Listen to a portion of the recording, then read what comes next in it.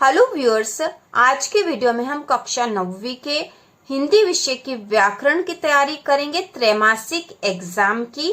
तो इसमें पहला प्रश्न है तत्सम व तद्भव शब्द किसे कहते हैं। तो ये जो व्याकरण है आपके ब्रिज कोर्स में दे रखी है और उसी के आधार पर ये प्रश्न बनते हैं।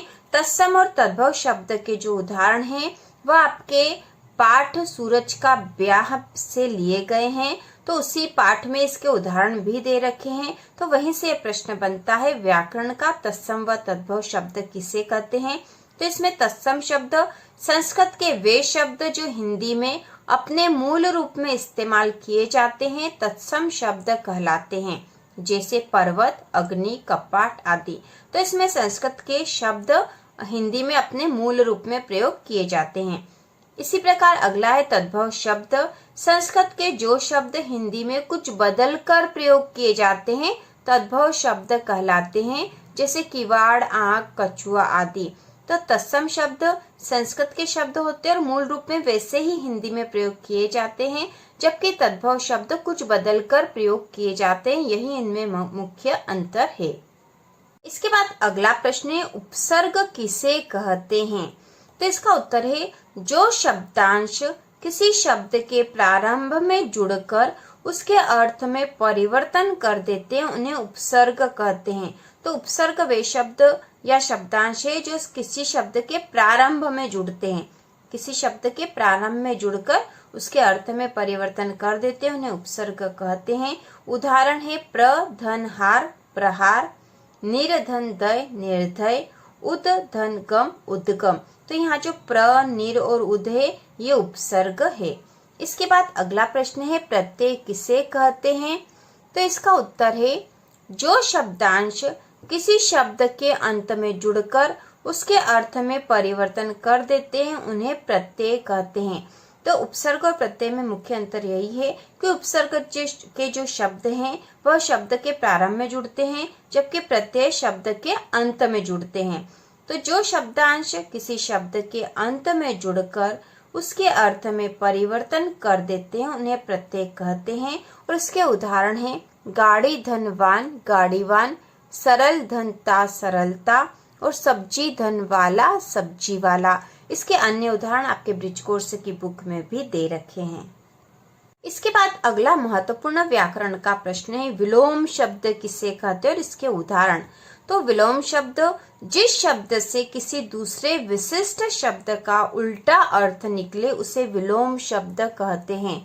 जिस शब्द से किसी दूसरे विशिष्ट शब्द का उल्टा अर्थ निकले उसे विलोम शब्द कहते हैं, जैसे अंधकार का प्रकाश, अज्ञान का ज्ञान हो जाएगा। यहाँ पे विलोम शब्द के उदाहरण दे रखे हैं। विलोम शब्द बनाने थे जो शब्द दे रखे हैं उनसे, जैसे धरती का हो जाएगा आकाश, लाभ हानि, रात दिन, जीवन का मृत्यु विलोम हो जाएगा, सदुपयोग का विलोम दुरुपयोग, पुण्य का विलोम पाप, देश का विदेश, बुझाना का जलाना। और इनका वाक्य में प्रयोग हम आसानी से कर सकते हैं। अगला जो महत्वपूर्ण प्रश्न है वह है पर्यायवाची शब्द।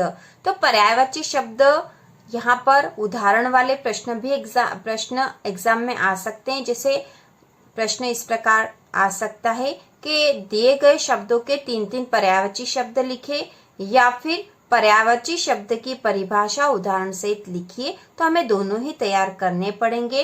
तो प्रश्न पर्यायवाची शब्द किसे कहते हैं या पर्यायवाची शब्दों को उदाहरण सहित समझाइए। तो इसका उत्तर होगा जब कई शब्दों से एक ही अर्थ की प्राप्ति हो तो वे पर्यायवाची शब्द कहलाते हैं। जब कई शब्दों से एक ही अर्थ की प्राप्ति हो तो वे पर्यायवाची शब्द कहलाते हैं। जैसे बादल, तो बादल के पर्यायवाची है मेघ, घन, जलधर, नीरद, जलद। उसी प्रकार यहाँ उदाहरण है जल, बादल, इनके पर्यायवाची शब्द हमें बताने हैं। तो जल के हैं पानी, नीर, सलील। जल के पर्यायवाची है पानी, नीर, सलील। बादल के हैं मेघ, जलधर, वारीधर। भोर के पर्यायवाची प्रभात, प्रातः, सूर्योदय। इसी प्रकार सूर्य के पर्यायवाची होंगे रवि, दिनकर, भास्कर।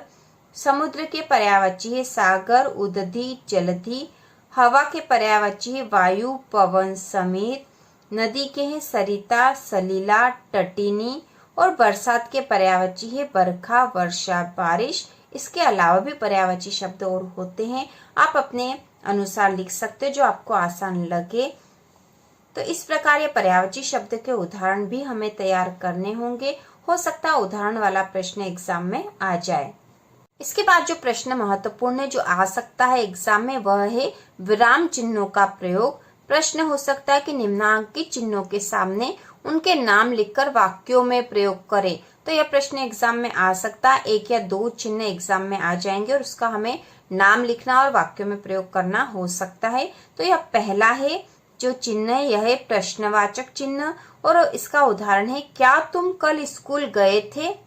दूसरा चिन्ह है विस्मयादिबोधक और इसका वाक्य बनेगा या उदाहरण है अरे तुम कब आए। अगला है अर्धविराम, ठीक है, यह है अर्धविराम और इसका उदाहरण है कल मेरी परीक्षा है। अर्धविराम है यहाँ पे चिन्ह, मैं आज नहीं जा सकता। तो ये पूरा वाक्य यहाँ से लेकर यहाँ तक, कल मेरी परीक्षा है, मैं आज नहीं जा सकता। तो इन दोनों के बीच में यहाँ अल्प विराम लगेगा। अगला चिन्ह है अल्प विराम, ये अल्प विराम है और इसका उदाहरण है राम, पवन और कमला खेल रहे हैं। तो राम और पवन दो नाम जो एक साथ आ गए तो इनके बीच में यहाँ अल्प विराम लगेगा। अगला जो चिन्ह है यहाँ पे ये है योजक चिन्ह, योजक चिन्ह और इसका उदाहरण है हम साथ साथ पढ़ते हैं। तो साथ साथ के बीच में योजक चिन्ह लगेगा। अगला जो चिन्ह है वह है उद्धरण चिन्ह, उद्धरण चिन्ह और इसका उदाहरण है वह बोला मैं नहीं आऊंगा। तो मैं नहीं आऊंगा जो है खुद जो वाक्य उसने बोला है वही है, इसलिए यहाँ पर इसको उद्धरण चिन्ह के अंतर्गत रखेंगे। तो इस प्रकार विराम चिन्ह, उनके नाम और उनका वाक्यों में प्रयोग भी हमें आना चाहिए। आप इसको 1 या 2 बार देख लोगे तो आपको आसानी से समझ में आ जाएगा। अगला जो महत्वपूर्ण प्रश्न है और आपके कक्षा 9वीं हिंदी का है, क्षितिज में अध्याय जो आपका पाठ 1 है 2 बैलों की कथा, उसमें यह प्रश्न है व्याकरण से संबंधित और यह बहुत ही महत्वपूर्ण प्रश्न है। निपात किसे कहते हैं, या फिर प्रश्न ऐसे भी आ सकता है निपात शब्द किसे कहते हैं, उदाहरण सहित बताइए। तो इसका उत्तर होगा वाक्य में किसी बात पर जोर देने के लिए जिन शब्दों का प्रयोग किया जाता है उन शब्दों को निपात कहते हैं। वाक्य में किसी बात पर जोर देने के लिए जिन शब्दों का प्रयोग किया जाता है उन शब्दों को निपात कहते हैं, जैसे ही, भी, तो आदि। और इसका उदाहरण मतलब इन शब्दों का हम वाक्यों में कैसे प्रयोग करते हैं, तो इसके उदाहरण है बस इतना ही काफी है। तो यहाँ पर ही जो है निपात शब्द है। इसके बाद अगला जो है दूसरा उदाहरण फिर मैं भी जोर लगाता हूँ। तो ये जो भी है ये निपात शब्द है। तो निपात शब्द वेरी इंपॉर्टेंट क्वेश्चन है, आपको याद कर लेना चाहिए। इसके साथ ही व्याकरण के जो जो प्रश्न बताए गए हैं सारे महत्वपूर्ण हैं। इसके बाद के अगले वीडियो में हम ब्रिज कोर्स के जो इम्पोर्टेंट क्वेश्चन बनते हैं उनको करेंगे। आज हमने व्याकरण के सारे प्रश्न जो कि इम्पोर्टेंट थे कर लिए हैं। तो इसी प्रकार के और वीडियो देखने के लिए कक्षा 9वीं की संपूर्ण तैयारी के लिए चैनल को सब्सक्राइब कीजिए।